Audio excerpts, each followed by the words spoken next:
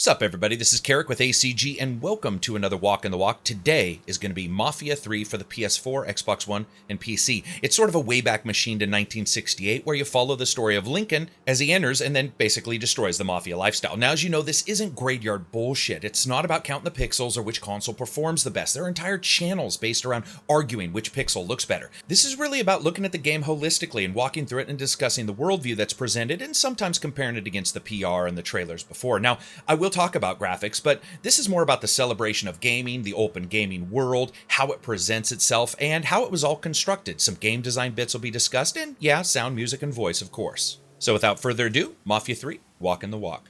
In a lot of these, I always have to decide, hey, where do I want to start? Well, the South, I think, for me, was a great place to start the game. Number one, it's not as explored as the other areas, especially in trailers and Let's Plays. But two, there's really some interesting stuff. For example, this lighthouse that I'm going to take you guys to really intrigued me because, as you guys know, that when you create a game, many times you are using realistic and real places and then adjusting them for your fantasy, basically, for your fantasy world.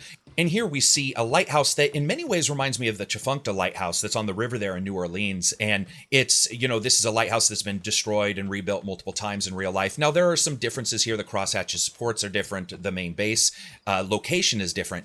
But there's something about it that really resonates artistically with that original lighthouse, at least when it comes to its location, which is very much a mirror image of where the Chifuncta lighthouse is, but also just its overall setup and even the technology used. Now, I was surprised you can't hear any generator working, but there is no power actually coming here. There is a riser that I noticed, but there's actually no power lines coming here, and I did check underneath. And of course, you have to look at something and say, artistically, maybe they just chose not to do that. But I love the fact that this almost looks like a commercial lighthouse out here, maybe run on a generator and just, making sure that ships don't crash kind of thing, but just somebody took it over. And what's even more interesting is there's never anybody here. And so it always feels like this strange, haunted, abandoned lighthouse. And each time I've come in and go through this town, I'm always surprised at the lack of NPCs. Now, that'll be something that we discuss as an actual problem with the title as well, or at least I would say a real weakness. But it is and does here offer this slight feeling of almost mystery. So let's listen to the sound here for a second.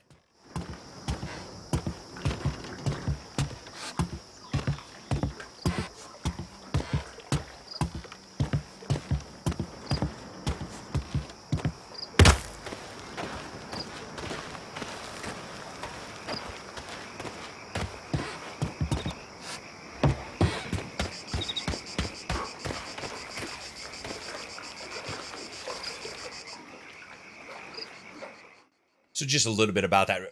First of all, I actually really like some of the layering of sound that they've done here. We do know that, of course, because there are 10 districts, the developers went out and they got their audio engineers and they recorded different sounds from various locations that mimicked these. And most of those locations were site-specific. So you would say New Orleans versus New Bordeaux. They went to New Orleans and they did try to find some sounds that were in some way reminiscent of it. But I do like the way in which they're handling their sound layering, which is a little bit different, not completely different than everybody else, but at least the way they described it and the system they built, which was proprietary, is quite interesting. And basically what it is it's a background, midground, foreground kind of mixing. If you assume that all of your sounds within the ambient environment belong in one of those places, your background, your midground, and your foreground, and then what happens is almost like a 3-lane highway. In fact, in many ways, like the 2-lane highway of game design I've talked about, where you have gameplay and overall story that both need to carry the game forward. Here, you have 3 lanes of sound. You have your background, your midground, and your foreground. And as you move throughout the game, those can be mended in and can be faded in and out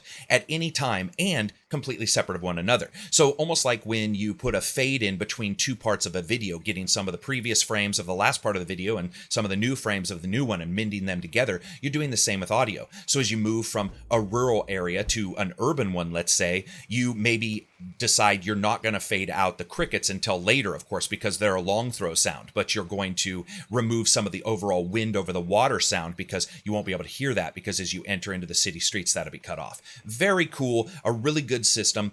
It doesn't work perfect, and I'm certainly not here to tell you that everything's perfect in this game, but overall, I really like it. Now, some people may look at this and go, hey, it's running at 30 frames. I apologize. That is absolutely on purpose. Running this at 60 frames on multiple different computers, and then also recording across the top, it just had a couple issues with that injection, and no matter what, I was getting some crashes. So I figured 30 frames to get it done.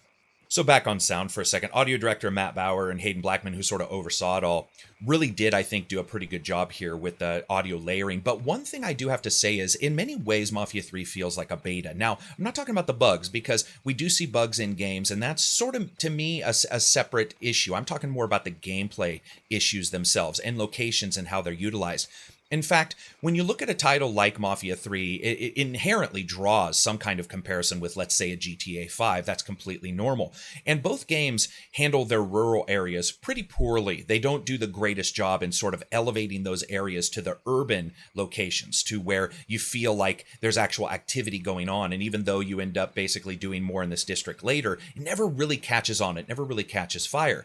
But what happens is, especially during that time, you start to notice the lack of interactivity even more so in these areas. And I absolutely love this location. I think it's beautiful. I think that it is easily one of my favorite rural locations in the game. There's just so little to do and so little interactivity that I think that's when you start picking up on issues, because these problems continue on in the urban areas, which I'll go to in a second. But I love this location. This is so great looking. No colors allowed. It is so great looking and so interesting and varied. The fact that you don't spend a good deal of time here is really almost criminal. A bit ago, I was talking about the different layering of the midground and foreground and background, and talking about the different lanes in which those sort of are presented. When it comes down to it, you also have the same with gameplay and story. And I've talked about this before, the two-lane idea of gameplay, that basically a game, to be a success, or to at the very least not feel bumpy, needs to make sure that the two lanes of its activity are completely at all times being utilized. So that means your gameplay and your story. And the easiest way to describe this is that both of them need to continue from start to finish to carry 100% of the plot forward, or 100% of the game forward from start to finish. Now that means that story might drop down to 10% of the actual game, while gameplay is at 90%. And we see that with some open world games with a lot of collectibles, or even just a lot of really cool side missions. And then we see the opposite of that, where you might have a Telltale game where a lot of times story is 90% and gameplay is 10%. And that's also fine, as long as people understand what they're getting into. And additionally, it's supported by really good overall gameplay mechanics and story mechanics. Those are all very important. And I think what we see in Mafia 3 is a little bit of a front load there. And it's unfortunate, because I've talked about my issue personally with, let's say, Let's Plays or quick looks, where you notice that games that are inherently front loaded can appear differently than they really are for the consumer who gets them home. And this can go the opposite route, where it can be better as it goes forward. For example, a game like State of Decay, which, ignoring the fact that it also, like Mafia 3, is just inherently buggy, it actually has multiple systems that unlock many hours upon hours upon hours into the game. And the overall idea of a quick look or a quick Let's Play, watching a couple walkthroughs to decide on your purchase, would be inherently really dangerous for those titles. And I think we're seeing that. And unfortunately, we see it in Mafia 3, where you go to some of the outskirts in Mafia 3 and you notice a little less and less is done. But those initial parts with the big storyline and all that are sort of immediately in your face, and you notice it, and then they thin out as it moves on. And it's sort of one of those situations where I guess it could be easily compared to a movie, where in the middle, it's just not being held up, I think, as strongly as it should be. And the end, while good, allows you to actually notice the problems in the middle and makes them even more noticeable. So, of course, as I said, I won't talk about graphics too much, but I do want to talk about the night and day and the dynamics of the weather system. You know, many games, when they create their illumination system and when they go at their lighting system and they try to decide what they're going to do, they have to decide between a static lighting system and one that's dynamic. And of course, in Mafia 3, it makes sense to go dynamic. You have your day and night transitions, and of course, you have your different weathers. However, in a strange way, it actually looks like at one time this was originally planned to be a very static lit area, a very static lit world. In fact, one of the reasons why is because, as you guys have noticed, when weather starts up, the game completely loses its shit. And graphically, there's a lot of errors. There's a lot of overall problems with bloom and lighting and the weather effects themselves not interacting with the game world. It actually looks like the dynamic system was pasted on top of a static system. And sadly, what that's resulted in is a system that at sometimes looks really, really good, but whenever anything dynamic comes into it, it really falls down hard. And it's noticeable by any gamer, which really is pretty rare when you think about it. I'm going to go ahead and get us a little bit forward here. So, as we know in games, usually what they'll have is a visual focal point every so often. What this has done is so that almost in any open world game, wherever you look, there's something incredibly interesting to see. This is pretty much development 101. This is something that most people understand. Even on a 2D game, you always want somebody looking forward. You always want a reason for a gamer to look forward visually. And especially in an open world game, that makes even more sense. But one of the reasons why, as I've spoken in the past about feeling it's a little bit like a beta, it's because a lot of the interaction that should be there is gone. You know, if you really think about gaming, and if you think about a game itself as sort of a layer of the interactivity on top of different places that you can go, if that interactivity is less than you expect, it can feel a little jarring. We saw that in GTA 5 even. But here in Mafia 3, we see an even more unique system of problems. For example, not being able to go up here in the middle of nowhere is one situation. But when I go into the city, I'll show you some locations where there are places you can go into, but you can't actually do anything, which I think we start to see those problems. Now, actually, this is a really good place to look at the sound errors when it comes to some of the layering. Let's listen.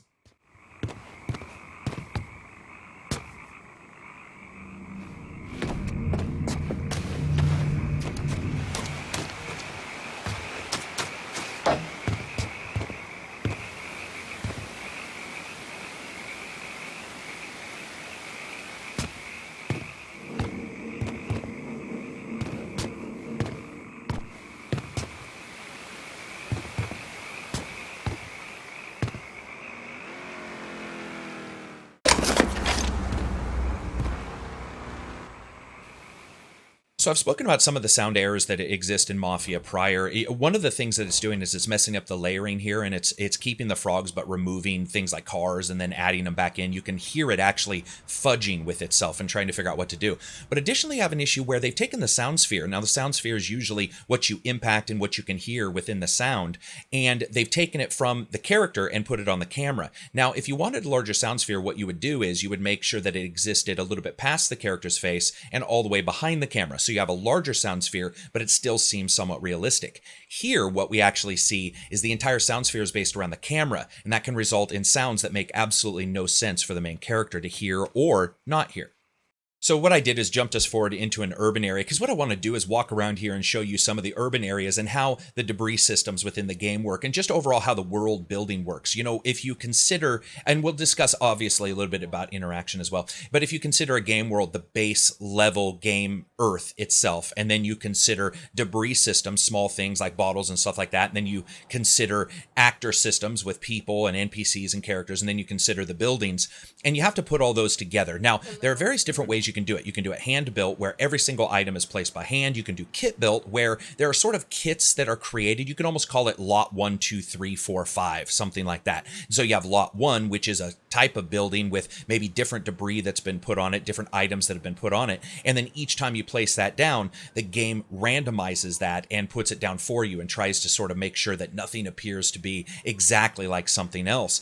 And what we have here is a situation where it really looks like a lot of it is hand dropped. And if that's not true, they did a really good job, because I talk about this all the time, the debris systems, past, present, past. I want to make sure that the debris systems, it reflect the location and reflect the people around them to make you really feel like something occurred prior to you getting there and something may occur after you leave. Debris systems are a fantastic way of doing that. A lot of people would see a pile of bottles and say, okay, that's just a pile of bottles. But to a player who's experiencing an open world title, many times your brain can look at that and go, I wonder who was here drinking, that kind of thing. Now, a lot of people may say, well, I just take those for granted. The fact is that many times a system taken for granted when removed is most instantly noticed by game players. And so you have to make sure that those are just absolutely nailed down. And they've done a fantastic job. Everything from the wood here leaning up against the side of the building to just different bits here and there that always make you feel like something has occurred here and gives you a feeling and presence of history within the title. And I think that that organic feeling is done very well in Mafia 3. In fact, to me, the architectural flexibility that you see in Mafia 3 is easily its highlight. In fact, as I stated prior, there's a couple issues here because you have this incredible variety of architecture and this almost organic feel. Look at this. Everything is rounded. Even as much as, or even more so than, let's say, a GTA, you have this feeling of organic chemistry within the game world where things were just sort of built the way they really are in real life. And then you have a situation where 99% of the things that you see, you can't interact with. But when you can interact, it actually is sort of jarring. You have a situation where maybe you can go inside of a store, but you can't buy anything. And your brain's like, well, why am I able to even go inside anyway? And I think, again, that sort of points to the fact that, like I said, I feel like this game just needed a couple more months. I love the verticality here. This is so great. This is an awesome looking place, and it sort of fires up your brain. Even if you're a game player who just goes from 1 to 2 to 3 to 4 to 5, maybe you won't notice this stuff, but somebody who wants to walk around a game world, they notice that. Oh, so here's something cool. So the NPC systems, they're fairly basic like any open world game, but I love the fact that these guys actually come and go on breaks, and you can see them here. I'd be so pissed, but I'm gonna push these guys around and get them so they'll go back to work, which is awesome. If it were me and I was taking my 10-minute break and I was eating that bologna sandwich my wife, who just came down with cancer, made me, I'd be so pissed. I'd be like, what are you doing? But it's great that you can do that, and you can reset them, and they will go and do various odd jobs. You know, we've talked about this before about NPC states and just how they interact with the game world. Basically, a state could be something like talking to character next to me, and the actor, that's all they're doing. They're taking those emotes and they're doing whatever they may do. But you see situations like this where I destroy stuff. One of the problems I have is that Mafia doesn't really take into account what you're doing very much. It takes into account the racial modifier, obviously, but it's almost like they concentrated too much on that, because other than the guns and so forth, they really don't do anything like that. Like you would assume somebody would be running out there and be like, what the hell are you doing, man? But they rarely do. Again, you just have one of those situations where there's just enough breaking up your vision that you want to continue, and you were like, you know what, I'll try to get out of here. Let me walk around this corner, those kind of things, and you see, or what looks like somebody stealing, back then, it wouldn't even be cable, it'd be bunny ears. One thing I noticed, Watch Dogs does a good job, GTA 5, of course, and Mafia 3 does a fairly good job as well, of bridge living, under a bridge, beside a bridge, that urbanization that occurs right near a bridge, and how those homes are a little bit more downtrodden. Of course, you have sound pollution and different things like that. And one of the things I suggest to people, if you like just walking around game worlds, check out Mafia 3, check out GTA 5. Both of those do a tremendous job showing you locations. If you get a chance, go under something, go near where railroad tracks are, and you'll actually see that they took a lot of... They took a lot of time to make sure that there's a little bit of accuracy and real-life reflection going on there. So jump us forward a little bit. I want to do a little bit of drive into a new location. One thing I noticed while driving in Mafia 3, and I was actually pretty impressed by it, is the fact that a lot of the cars and a lot of the vehicles, a lot of the people, the pedestrians, all actually obey those limits fairly well, which once again makes me wonder if this beta style software that we got in the alpha, would you have been in trouble for speeding? Because we do notice that some things seem half put together. You get the cops that stare at you, but they don't really do anything. You can still, drive straight through those stoplights, which I know a lot of Mafia 2 fans were quite upset with. As we drive here, I just have to say, the driving is pretty locked down. It's fairly good. I was really impressed with how it overall handled, and I was able to do what I needed to do. But I was really disappointed with what you could get away with, and I felt that while it may have been there for a gameplay element, while it may have been planned from a gameplay side where people looked at it and said, you know what, we can't do this, people won't like this, I still feel that this is probably one of the best transportation models that I've seen within an open world game. People doing exactly what they need to do. Even parking, even when you get on top of a car, they don't really have that typical panic attack that we see in a lot of games. Now, that doesn't mean their driving's perfect. In fact, many times there are mess ups, but I still think that there's a law and order kind of situation going on here, and NPCs being held accountable for it, and yet we don't really see the player. And I would really have liked to have seen that sort of come to fruition, but it's unfortunate. So I'm going to drive to a busier section so that we can sort of explore and listen to some of the sound effects and just look. I love the fact that they did such a good job, just like GTA, where they go out and they make their fake brands. They made so many fake brands for this game, and once again, they nailed it. They did a... Oh, it did bump them. I was hoping I wouldn't bump them. They did a really good job. They nailed it. They made sure that all of those fake brands feel realistic. So I wanted to take you to one of my favorite spots in the game, and this is a place in the game where I always have to do that, where I feel like the game actually looks the way Mafia's developers planned it. What do I mean by that? Well, almost everything works here. There's a couple issues, but especially right now with the different colored lighting, and of course we know that they chose a palette that does actually, or is supposed to, invoke some feeling of nostalgia. You have this absolutely tremendously beautiful location, and it's right at the point to where you look and you walk around and you go, this is the way the game was probably supposed to look originally and without the dynamic weather. And unfortunately, many times it doesn't look near this good. So let's jump to a busier spot and maybe daytime here. There we go. So let's talk a little bit about NPCs and how they're generated in a game and what I see going on here. So generically, an NPC system will basically identify where the player is, and then it will spawn out characters that it takes from particular pools that fit that location and then put them in different places. One of the things I really like in Mafia 3, of course, is you have characters doing different things other than walking. You have them loitering, leaning up against buildings. It's something that I discussed in LA Noire as sort of missing and something that you notice as an increase here when we play Mafia 3.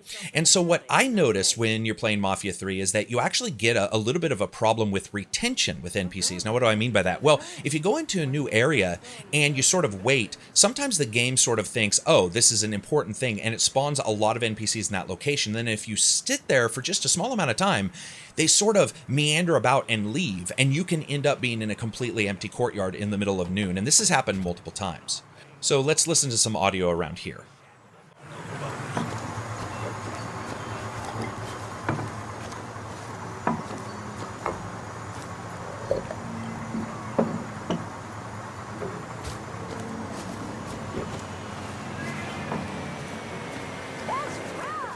Yeah, so that drinking sample just kills me. You know, when you talk about how to make things more realistic, you really can't have a bump. You can't have a noticeable bump anywhere. Otherwise, it sort of breaks the gamer's attention. What happens there is you actually can hear where that recording took place. It took place in more of a studio than it did in the back of somebody's patio. And you can hear the glass and the person drinking far too closely than you ever should be able to. And you can adjust that with the mixer and it still doesn't actually fix it. One thing I found very interesting is that audio director Matt Bauer actually stated that while they do a lot of their mocap and a lot of their recording and audio in a studio there, the studio actually has a ton of problems and reflections. And he stated that the company has tried to fix that and has continued to fix it, but that they actually have to do an incredible amount of rescue. Now, what that means is audio rescue. They are using RX5 Audio Editor, which you can look up, and it is basically software purely for rescuing bad audio, which actually seems a little bit realistic here because you certainly do hear at times problems with the audio system. And it's very unfortunate that a massive company like this is having a problem in their studio, but it's something he was very open in admitting that they had a problem there. And when they were recording, they had multiple issues and they basically, they had to sit back and just do a ton of repair on that audio. And I think you notice it.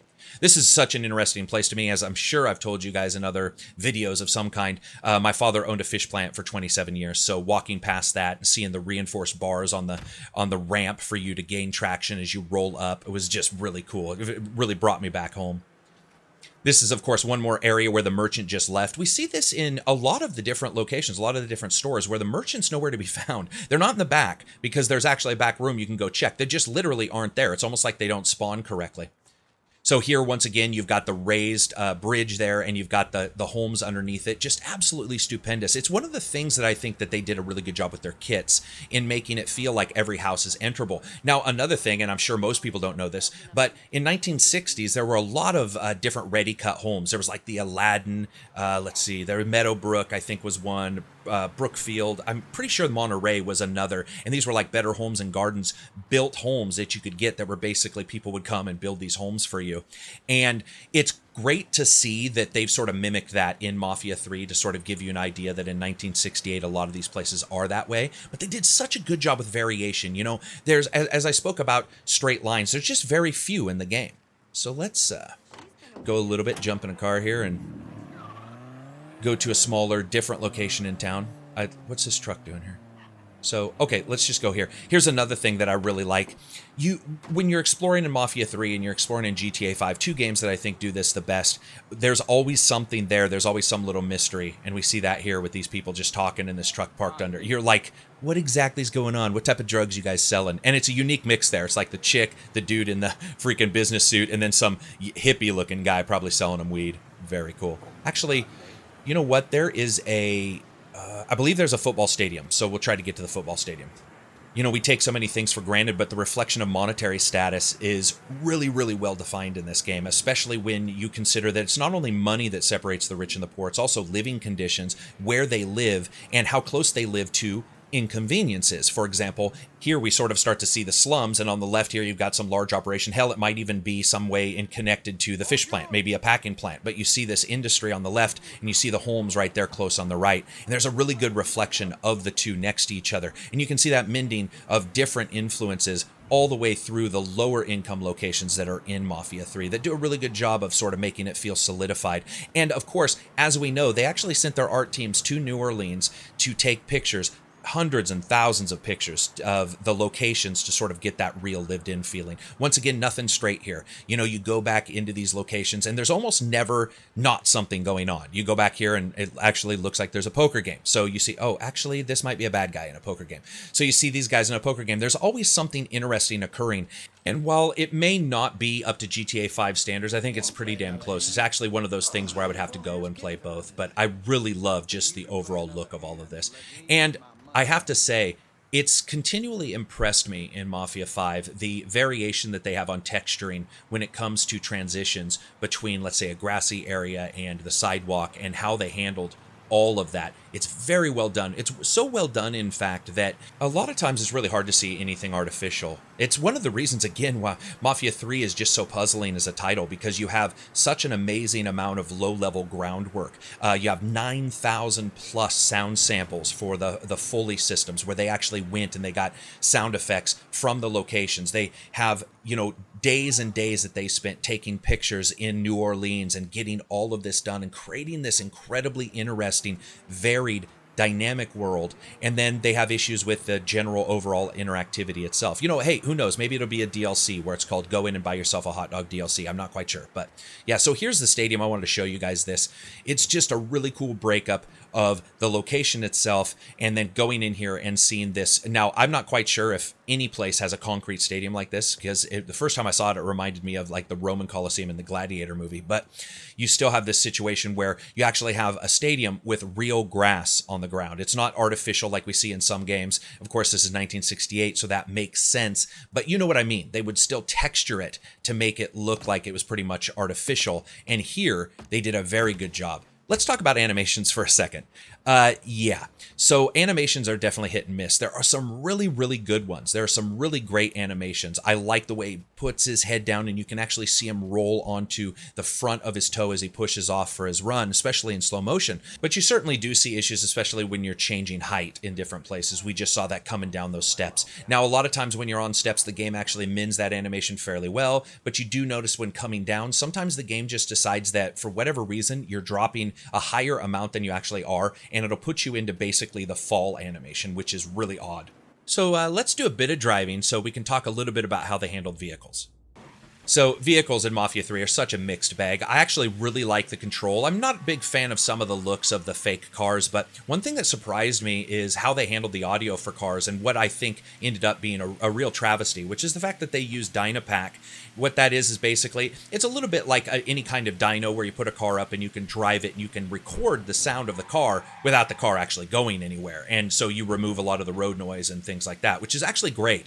But what surprised me is then the audio director stated that they just randomly decided that each car needed to sound more unique. Now, I know a lot of people are like, whoa, wait, what? Especially car fans, because there is a subtlety to each vehicle, and there's that difference in sound that you can get with each vehicle. Additionally, when you look at how humans work, we have a tendency, especially when we decide to systematically change a bunch of things, that we aren't as good as real life in being natural. Right? We aren't as good as real life in being different. We have a tendency to use things that we have heard before, systematically create sounds that we may not know that we're subconsciously doing it, but we might be leveling things, which is exactly what happened here, where you lose the mid and the lower bass. You actually lose a lot of piston sound at times, which is quite sad. The vehicles really are anemic in this game, bar none. One of the worst vehicle sounds I've heard, and unfortunate because it sounds like they actually did a lot of work. But sometimes you just have to look at people and say, quit fucking meddling with something, and they did, and you just have really, really anemic vehicle sounds. I was not planning on crashing here, so give me a second here. So I decided one of the things I would do is run you guys a little bit through just the AI and how it reacts to particular things. And so what we have is a little bit of a mission here, and we're just going to go ahead and go do it randomly and see how the AI reacts to, well, whatever I end up doing while I play. I love this location with the 3 levels, the river going underneath the railroad, and then the railroad on top of the road itself. You can see that almost, oh crap, everything isn't built exactly the way it should kind of situation. Now, I've been asked my thoughts on the trains and if maybe Mafia 3 was supposed to have trains actually be usable at one time. It certainly does appear so. I've ended up walking almost all of the train tracks or driving vehicles and looking. There's a couple places where it looks like they might actually be fake, but many actual locations look like they're fully on modeled. And sometimes you can see, especially if you've followed games long enough, you can see where something looks like just a static model versus, let's say, an interactive model. You see that in various games like, let's say, Arma. We see it, of course, sometimes in a GTA or even in Mafia where you'll have a car that you sort of look at and you're like, I definitely can't interact with that. There certainly does seem to be an interaction that's possible with the railroad tracks at some point. Certainly, I would hope to see that in a patch. We'll have to see. I'm not quite sure. I did end up spending time in one of the railroad stations, and they didn't have segregated lines. They didn't have lines that moved at all, actually, which really surprised me. It was pretty shocking how little they actually did in that kind of location. So here we go. We're going to take these guys out sniper style. I love this gun. It's definitely one of my favorite guns. Just nice, quiet. I mean, unrealistically quiet. It's like shooting ping pong balls at somebody and hoping that they'll die. But hey, you know, whatever. This is one of those locations where the rain and everything and the lighting and the impact, it actually looks pretty good, where it doesn't look too terrible when you have a dynamic weather system going at this exact time. Except you do have the fire in the sky, as I've stated multiple times. That's just a situation where they chose a certain color palette. Again, as I stated in the past, there's sort of a nostalgic connection. You can look up on color theory and you can identify what particular colors are supposed to do to particular people and their emotions. I feel that it's far too drastic. Let's take these dudes out. See if he reacts. Oh, yep, he did. It's like, my friend's dead. Oh, he reacted pretty quick. And they fell. All right. Just take these dudes. Whoa! Oh, an alligator. Now,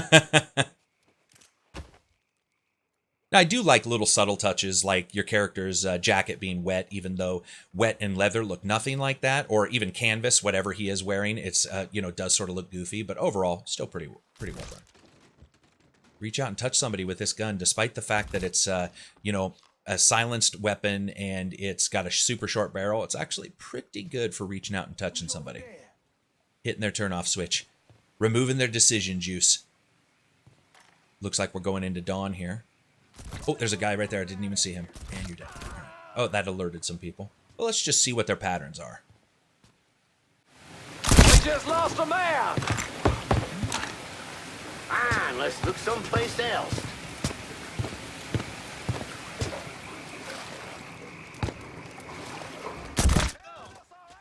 It's really strange to me. The more you play it, the more you see the AI and its decision making, and you see at times it actually does very well, and then at other times it completely sort of falls apart, and it leaves you wondering exactly what you're doing to cause it to get confused. Like sometimes you have to sit back and go, did I just do something? Can it not see me? It certainly doesn't appear as if it's impacted in any way, shape, or form by weather like you are. That guy just went around there. Damn it. Work for him.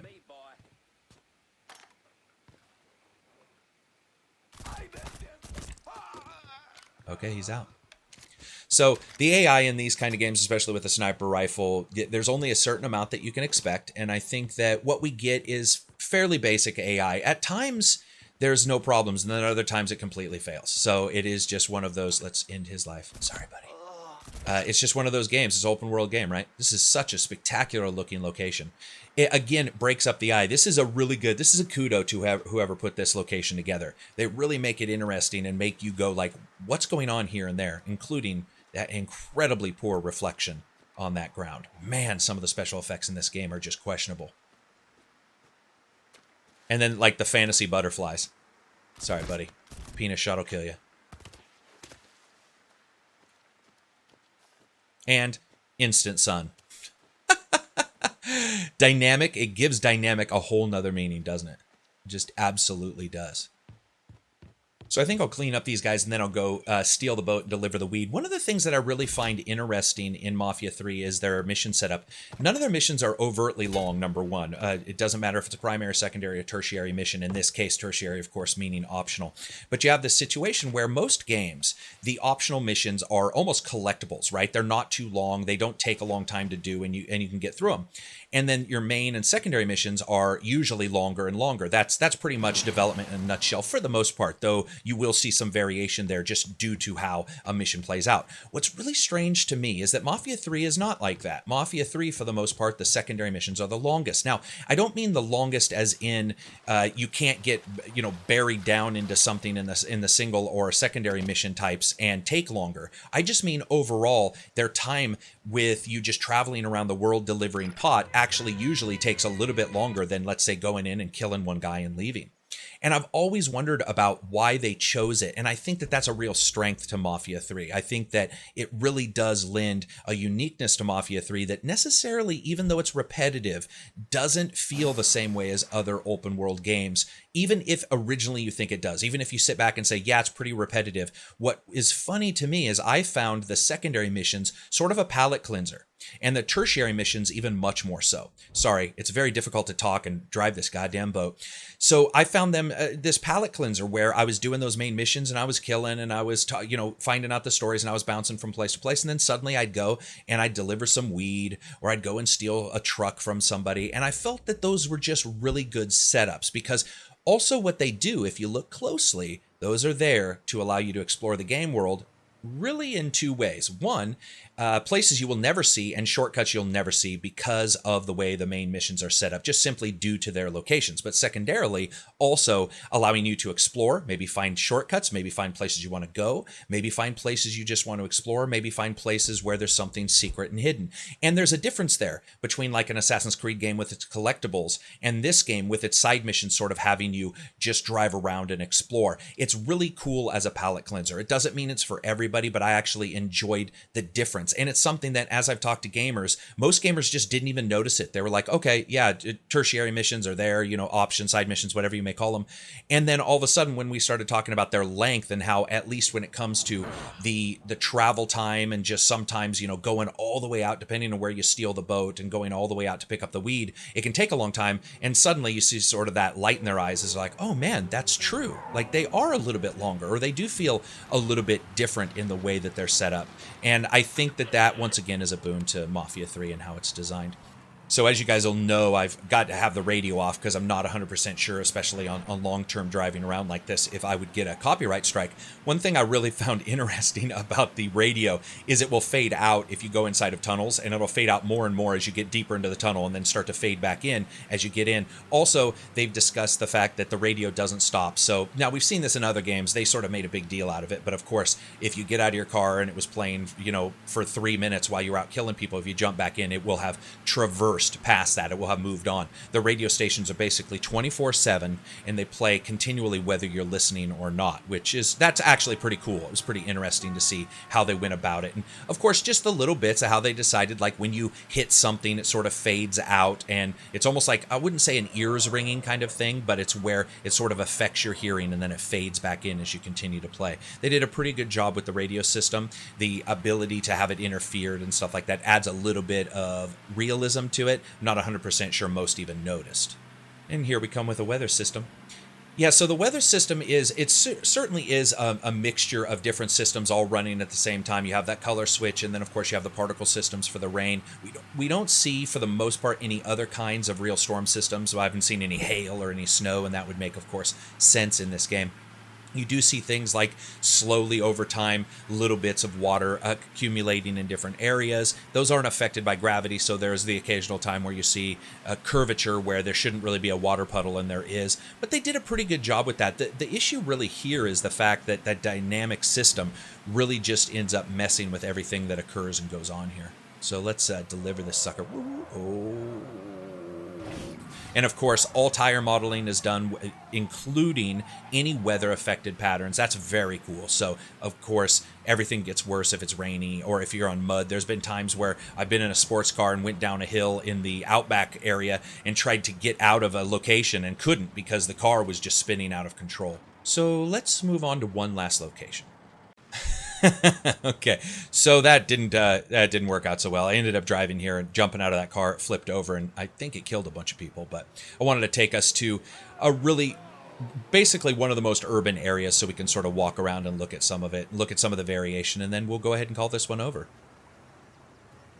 Talking about the destruction mechanism within the game, just the destruction mechanics throughout. We do see some limited destruction in various locations. We do see a couple things that can be impacted by grenades. Of course, we see there with the cars and some different parts of the cars that can come off. It is certainly, I think, about GTA 5 or a little bit lower level. It's not at a high level, which most people would want in a game, but this is an open world game, and keeping track of that many things is actually quite difficult. As everybody understands, you have 512 megabytes of memory for the Xbox 360, even less for the PS3, and those did GTA 5 fairly well. And then you jump up to these new ones, and those GTA games were based, when we saw it on the Xbox One and the PS4, on the prior games, so they didn't really take advantage. But we do see what looks like Sleeping Dogs 2 trying to take advantage of some of this higher memory footprint, and hopefully we'll see it as well in future games here.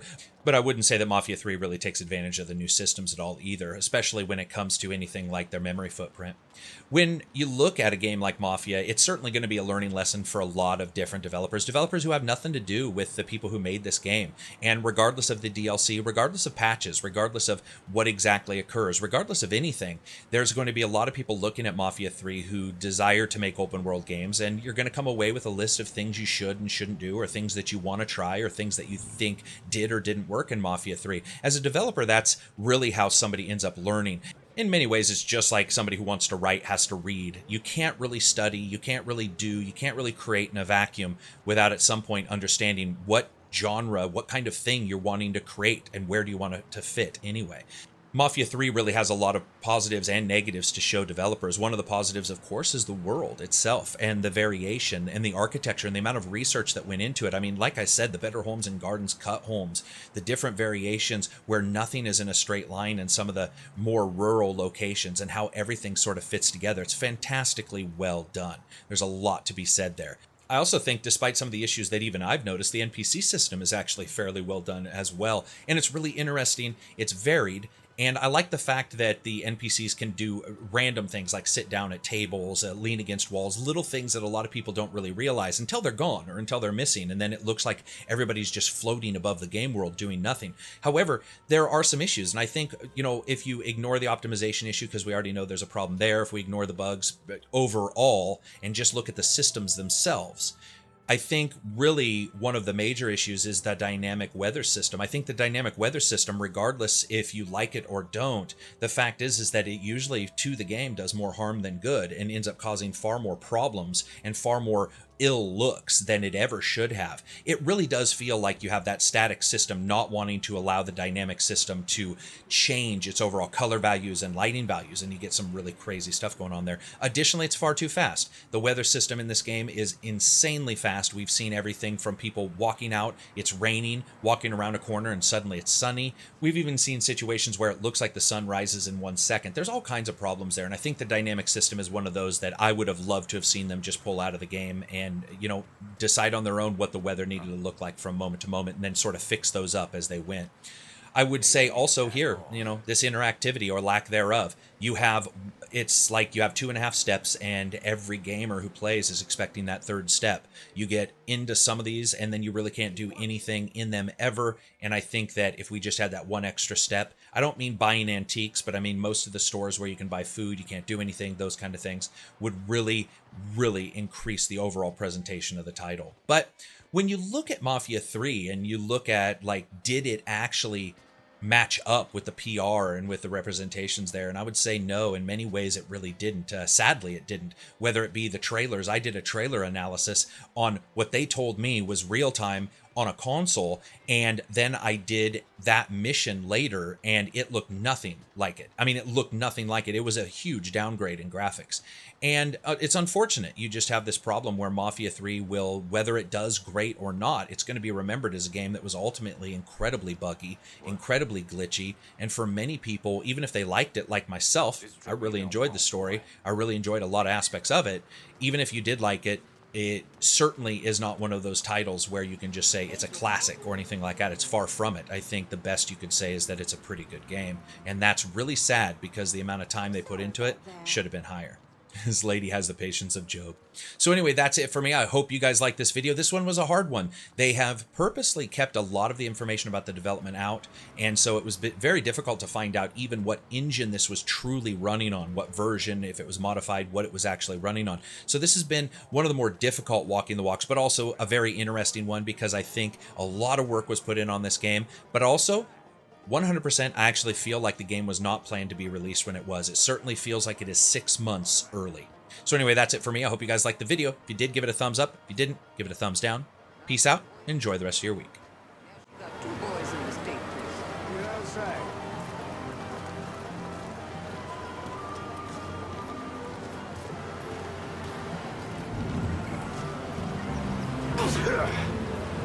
Huh? If I were you, I'd keep moving.